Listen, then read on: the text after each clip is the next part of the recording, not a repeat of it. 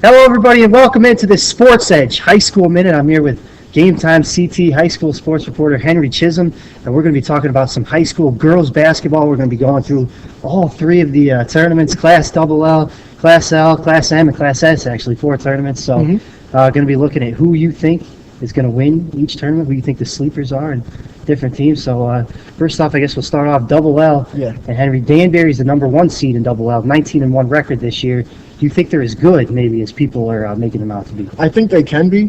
You know, they've got a lot of talent. They got Rachel and Rebecca Gartner, the 2 twins. They play great defense. They steal the ball a lot. The FCAC tournament, in none of their games, they scored 50 points or more.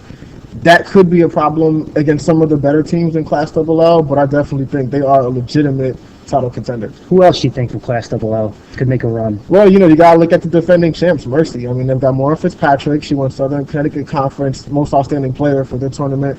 They're coming off a huge win in their SEC tournament. They beat Career 56-32 in the championship game. So, you know, I like them. I like Career. Laurelton Hall, they won the SWC the other night.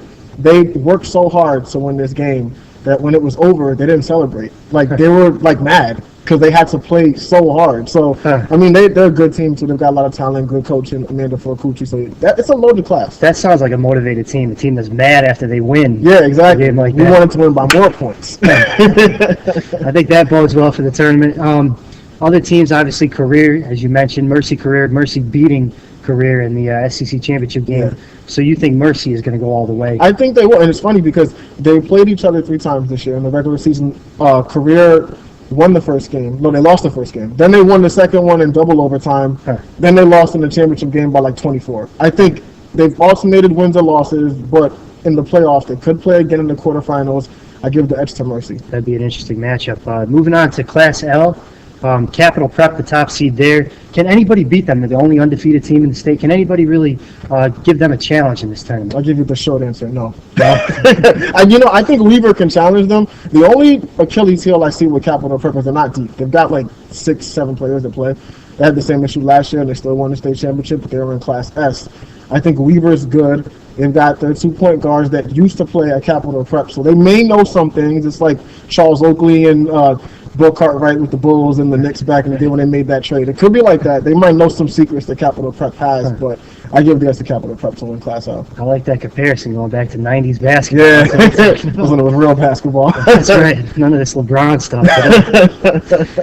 Who else in that class? Obviously some different teams, plenty of good teams in that class, but who else you think can make a run and maybe make a challenge in that class? You know, I think Ledyard is good enough to, you know, put a good run together and challenge them. You know, I think Hill House could potentially do the same thing, but I'm going with Capital Prep and Weaver. I see those 2 teams playing in a championship game with Capital Prep winning it. Moving on to Class M now. Holy Cross is the #1 seed, 19-1. That NVL. Cromwell at #2, 19-1 as well. Are those the 2 teams that you think are maybe the 2 biggest contenders? Do you see any other teams coming in and making a run at it? I like both those teams. Holy Cross, they've been good all year from a record standpoint. That one came in a non-conference game to Laurelton Hall. They lost 55-29 last game of the year. So that obviously raised a bunch of question marks about, are they good enough to beat good teams, especially when the state tournament comes around. I like Cromwell. They've got Janelle Harris saying she's going off to play Division I ball at Hartford. Morgan, you got to watch out for. Sammy Ashton, Jen Dawson, Adam Killingworth as well. They've been playing really hard. They're without their center, Kylie Anderson. But you know, they play really well together, and teams like that are hard to beat in the playoffs because they just do things the right way. They don't turn the ball over. They make timely baskets, but I give the edge to Cromwell to repeat and win that class again. And I think Morgan, obviously, a team that always has plenty of success. They could be a team that could be a sleeper this year. Class S, who do you like in that class? I might be happy about this one. You pick you. I got Thomaston. That's right. I know it was tough last year, losing to Capital Prep in the final. Capital Prep is gone. You know, I think Bolton you got to watch out for.